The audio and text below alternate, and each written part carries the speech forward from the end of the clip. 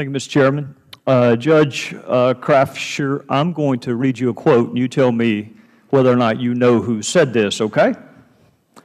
100% of the women at call centers have been abused. It's an atmosphere of abuse. Anytime we see a call center person, female, all have been abused. Do you know who said that, Judge? I did. It was taken out of context. Well, sir, your microphone, can you repeat that, sir? Yes. He said it was taken out of context. Well, let's put that in context. Judge, did somebody testify to that at a lower level? Was that in the record? No, sir, that was my experience. Did you rely on a learned treatise? You made a point of saying in your opening statement how much respect you pay to the Federal rules and the Constitution. Was that a learned treatise you relied upon, Judge? No, that was my experience over 20 So you years. made yourself a witness even though the Federal rules are very clear that judges are not witnesses. Is that what your testimony is, Judge? That was my opinion, not anything. 100% of female employees at call centers have been abused. I didn't say that. 100% of the people that appeared before me have been abused. And you relied on no learned treatise, no testimony at a lower level, just your innate sense of medicine? No, that's been my experience having hearings. Well, let me ask you about another one of your experiences, Judge. I want to read you another quote and ask you whether or not you recognize who said this, okay? Mm-hmm. How did your family discipline you? Did they hit you on the butt? I'm starting to do some analysis. It's starting to be when women are hit at an early age, they start developing problems in their 20s, late teens and 20s.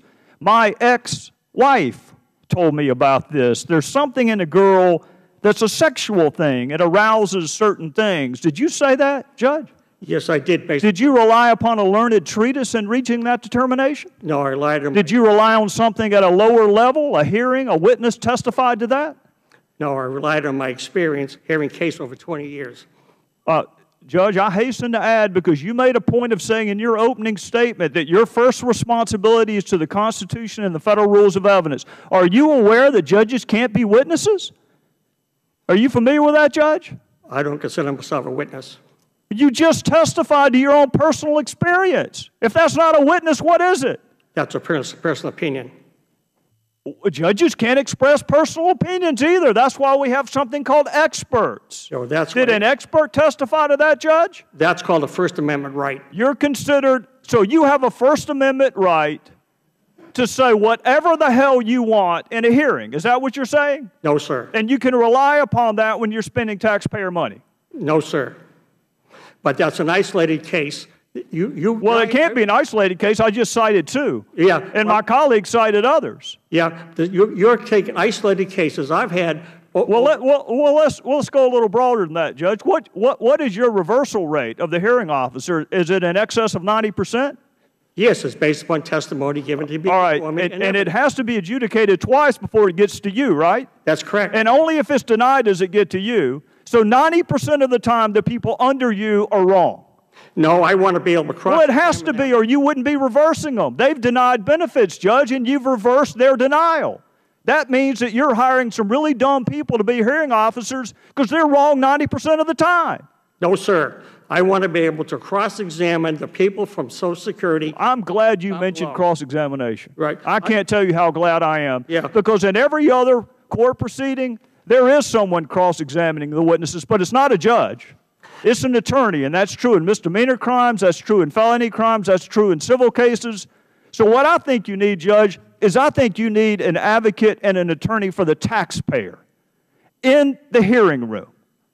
Because I don't want you cross-examining witnesses. If you really think that paddling a child leads to sexual issues, I don't want you doing the cross-examination. And if you really think that 100% of CNAs have been abused and 100% of females in call centers have been abused, I don't want you doing the cross-examination, Judge. Sir, we wear three hats. One hat is the Social Security hat. The other hat is the claimant's hat. The other hat is the Social Security hat. Where's the expert witness hat? You just said you were an expert witness. We have an adversary system, and I have the right. It's not an adversary system. There's no advocate for the taxpayer that's in the courtroom. We have a non-adversary system, sir. It's a non-adversary system, and I have to wear 3 hats. It can't be too adversarial, or you would not reverse the hearing officer 90% of the time. And some of your colleagues, 99% of the time, they reverse a hearing officer. And we mistakenly, Judge, thought it was because you were eyeballing the witnesses so you could assess credibility. But we learned from your colleague, Mr. Taylor, that that's not even true. Sir, you don't even have a hearing. You just do it on the paper. Sir, it's not eyeballing the witness. I take testimony. I have had here, this sheet has... And who does the cross-examination? It has 186 ailments on it. Who does... Well, that's your document. Mr. Cummings, no. Mr. Cummings just exposed it. That's your document. No. That's the attorney also provides one for me. the attorney for whom? For the claimant. That's my point. There is no attorney for the taxpayer. Good. We're going broke. Mr. Chairman, I know I'm out of time, but I'm going to tell you a story from Spartanburg real quickly. I had a judge call me. He's apolitical. And he said, I just sentenced someone for calling under people's houses and stealing their copper.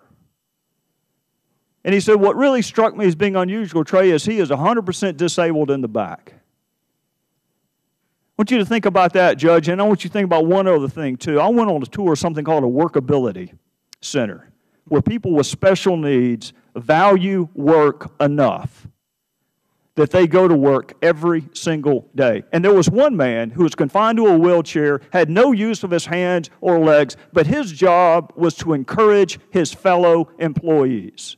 There is inherent value in work. And one reason your backlog may be so big is because it's so damn easy to get benefits. Not for me. Not for me. I hear every case. I see every person that's ever appeared before me. Everyone. You reverse the hearing officer over 90% of the time, Judge. 90% of the time, the person at the first level is wrong in your judgment, and you are citing your own version of medicine. 100% of the people are abused. That if you paddle a little girl, she's going to wind up with sexual issues, despite the fact it's not in the record, Judge. Well, you may be a judge, but you're not God. Well, let me explain to you. If I had this person in front of me that was down below, I can examine him on behalf of Social Security, and that would allow the claimant's rep. Well, then why don't your colleagues have hearings? Why do they do it on the paper? If it's that important to eyeball a witness and assess credibility and cross-examine them, why are you doing it on the paper? That's what I said in my remarks here. We need the ability to be able to have the witnesses who give any comment down below should be appear before me, so I can examine them, and they can be cross-examined by the. I want them being cross-examined by an advocate for the taxpayer, Your Honor, with all due respect, not a judge. Well, they need an adversary system, which we don't have today. Mr. Horsford.